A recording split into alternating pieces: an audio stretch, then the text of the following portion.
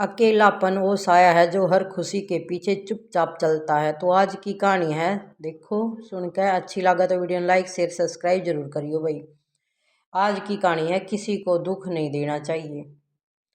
मांडव ऋषि तपस्या में लीन थे। उधर से कुछ चोर गुजरे, वे राजकोष लूट कर भागे थे। लूट का धन भी उनके साथ था। राजा के सिपाही उनका पीछा कर रहे थे। चोरों ने लूट का धन ऋषि की कुटिया में छिपा दिया और समय भाग गई।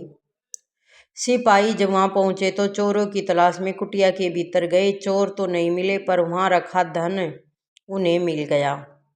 सिपाहियों ने सोचा कि निश्चिंत ही बाहर जो व्यक्ति बैठा है वही चोर है। स्वयं को बचाने के लिए साधु का भेष बना तपस्या का ढोंग कर रहे हैं।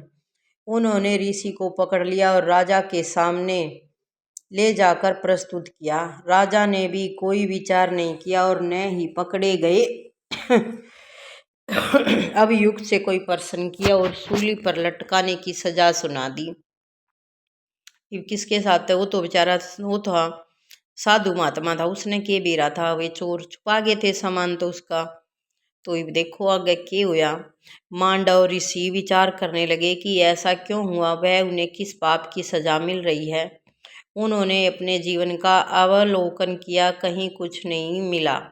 फिर विगत जीवन का अवलोकन किया, देखते देखते पूरे 100 जन्म देख लिए, फिर वह कहीं उन्हें ऐसा कुछ नहीं दिखाई दिया जिसके परिणाम स्वरूप यह दंड सुनाया जाता।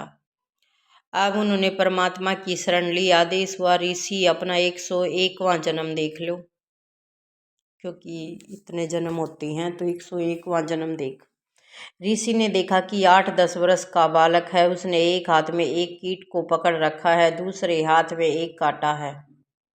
बालक कीट को वह कांटा चुभाता तो कीट तड़पता और बालक खुश हो रहा था।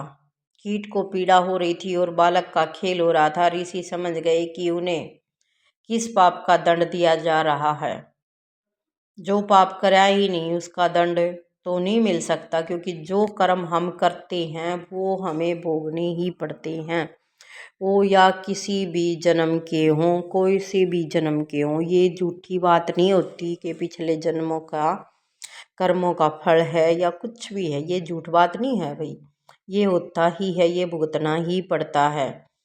पर वह तो तपस्वी है, क्या आप उनकी तपस्या भी उनके इस पाप को नष्ट न कर पाई थी। ऋषि विचार ही कर रहे थे कि कुछ लोग जो ऋषि को जानते थे वे राजा के पास पहुंचे। ऋषि का परिचय देते हुए उन्हें निर्दोषता बताई। राजा ने ऋषि से क्षमा याचना करते हुए ऋषि को मुक्त कर दिया। इतनी देर में क्या क्या घट चुका था। भगवान का न्याय कितना निष्पक्ष है, कितना सूक्ष्म है, इसे तो ऋषि ही समझ रहे थे। मन ही मन उस कीट से क्षमा याचना करते हुए वे पुनः अपनी तपस्या में लीन हो गए। तो ये झूठी बात नहीं है भाई, ये होता ही है ना। क्योंकि जो कर्म करे हैं वो काटने पड़ते हैं, वो भोगने पड़ते हैं, इस जन्म में या किसी और जन्म में। तो कर्म इसे करो कि उन्हें भोगती आना। हमने यो ना लगे कि हमने यो के कर दिया था।